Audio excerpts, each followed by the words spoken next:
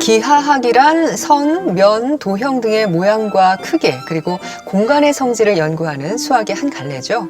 이런 기하학과 미술이 만나면 어떻게 될까요? 15세기 초 이탈리아의 화가 피에로 델라 프란체스카는 신의 창조 원리와 변화무쌍한 세계의 규칙을 기하학을 통해 파악할 수 있다고 믿고 회화에 도입했는데요. 이런 기하학과 회화의 만남은 현대에 와서 차가운 추상, 즉 기하학적 추상 미술로 이어지죠. 오늘 아트다큐 후아유의 주인공은 바로 한국을 대표하는 기하학적 추상화가인데요. 지금부터 만나보시겠습니다. 호흡도 잠시 멈춘 정밀한 선 그리고 색.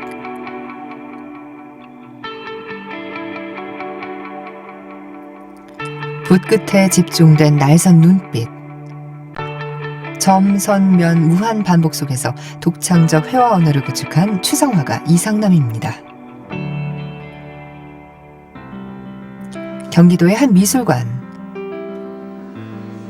실내에 들어서자마자 시선을 사로잡는 무엇이 있습니다. 폭 46m, 높이 5.5m, 2층 벽 전체에 그려진 초대형 회화. 흑백으로 강렬하게 매치된 정체모를 기호의 군집은 공간을 압도하며 오가는 이들의 발길과 눈길을 붙듭니다. 굉장히 생동감 있고 웅장해서 뭔가 좀 빠져드는 느낌을 받았습니다. 어떻게 보면 음표 같기도 하고 아니면 약간 수학적인 그런 모양들이 좀 있는 모습이 보이더라고요. 나누기 같은 모습도 있고요. 복잡한 회로 같거든요. 근데 이 회로가 단순히 어떤 기계적인 장치가 주는 회로 같지는 않고요. 우리 마음속에 있는 감정의 회로 아니면 머릿속에 지나가는 많은 생각의 회로 같은 느낌이 들어요. 이 복잡한 생각 미로를 풀어줄 사람, 바로 작가 이상남입니다. 손바닥만한 내 아이콘들을 이렇게 대형으로 만들어서 저기 파워, 또 다른 메시지, 또 다른 에너지, 뭐 그런 면에서 내가 그냥 만든 어떤 말인데 설치적 회화라고 그랬어요. 나는 그냥 관객들이 뭐 대형이니까 부분만 보다가 어느덧 그 안에 빠져들어가는 거, 그 안에 들어갈 수 있는 문일 수도 있는 거죠. 뭐 그런 데서 뭐 낯설음에서 오히려 더 신선한 충격이 오지 않을까요? 건축과 회화를 접목한 이 설치 회화는 이미 해외에서 먼저 극찬받은 작품. 폴란드 신공항의 대형 로비를 장식한 역동적인 동선의 설치 회화는 전 세계 여행객은 물론 현지 언론도 주목하면서 화제가 됐죠.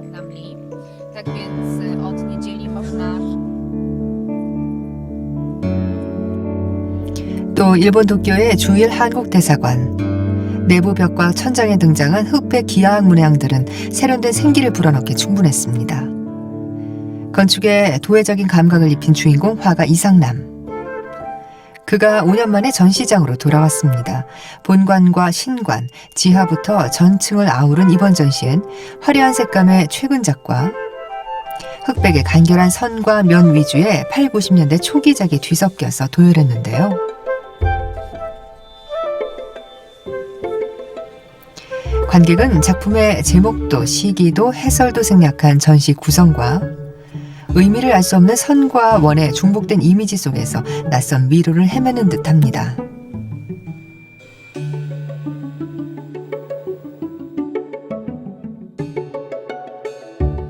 건축물들 같기도 하고 컴퓨터 그래픽 아트 같은 느낌도 저는 받았습니다. 되게 과학적으로 보여요. 다양한 상상력을 불러일으키는 화사한 색감과 날카로운 선. 실마리를 쥐고 있는 오늘의 주인공에게 전시 의도를 물었습니다.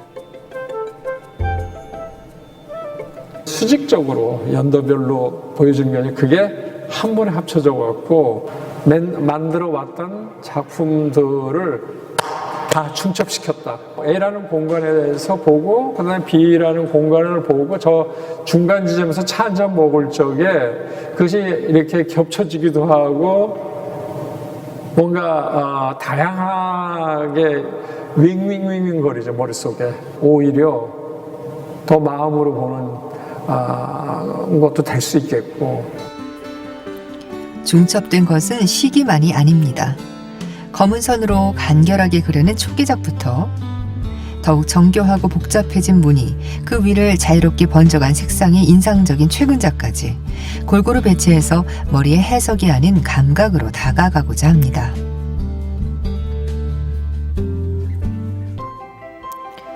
작품처럼 깔끔한 화가의 작업실.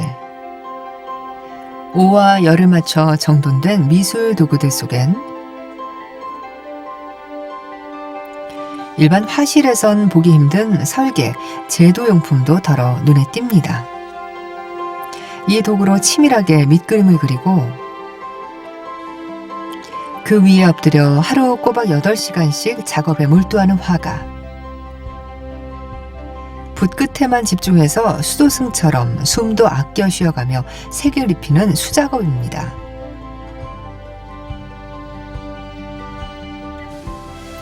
그런데 물감이 마르자마자 기껏 칠한 색을 갈아내기 시작합니다. 물감이 다 갈려나가고 오롯이 밑그림이 떠오르면 그 위에 다시 색을 칠하고 사포질을 하고 또 색을 올리는 무한 반복. 수개월이 걸리는 이 치열한 과정엔 이유가 있습니다. 가는 작업이 많아요. 이 일에는. 거의 뭐 가는 거에서 가는 걸로 끝난다고 볼 수 있겠죠. 선 하나를 나타내기 위해서 이게 수없이 갈전하는 만들거든요. 그것도 대단히 중요하고 진정한 의미에서의 평면, 그 이셀프, 그 자체를 만들어 버리는 거죠. 덕분에 전시장엔 도무지 손으로 그린 회화라고 믿기지 않는 디지털 프린트같이 매끈한 작품들이 관객을 맞습니다. 이런 독특한 이상남표 조형 언어가 정착하기까지 그 과정은 결코 순탄치 않았죠.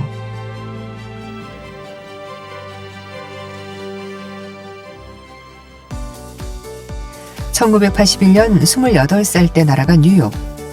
현대 미술의 메카 뉴욕에서 그는 큰 충격에 빠집니다. 뉴욕을 갔더니 독일 신표현주의가 뉴욕뿐만 아니라 전 세계적으로 유행했었어요.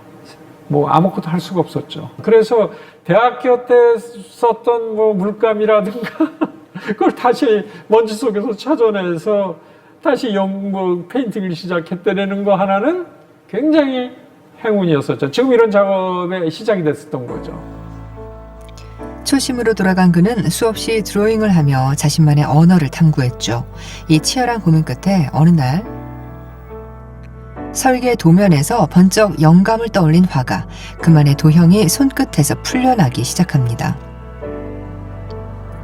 그렇게 아이디어의 단초를 열었던 첫 문양부터 최근에 떠올린 이미지까지 아이콘화해서 생각 창고를 채워갑니다.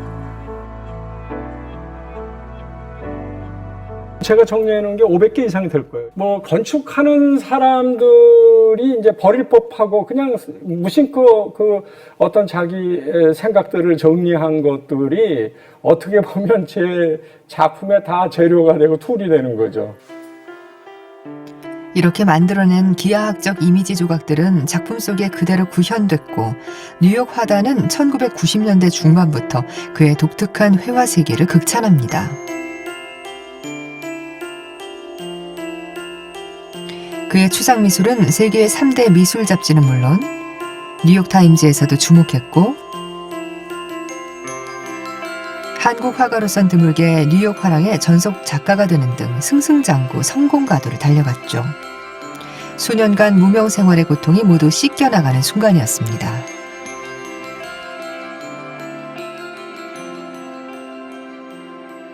다르다는 거에 대해서 뉴욕은 대단히 관심을 가져주니까 나라는 사람에 대한 어떤 존재감이 상실되어 있을 때 엄청난 거죠. 그건 내가 뉴욕 속에 또는 세계 속에 이제 하나의 작가로서 등록이 되나 보다. 한 걸음 좀 딛게 됐나 보다. 전시장으로 반가운 얼굴도 찾아왔습니다. 오랜 시간 묵묵히 곁을 지켜준 친구들, 5년 만에 신작을 보는 감회도 남다릅니다. 이 블랙과 그다음에 이 색감 자체를 갖고 저는 한번 패션에 응용해보고 싶은 욕심이 자꾸 생기는 거 있죠. 색을 덮고 깎아내서 거기서 이미지를 만들어내는 것, 그 단순성은 유지하면서도 어떤 그 컬러를 입히고 있다는 것이 그 다채로운 변화가 저한테 좀 놀라웠어요.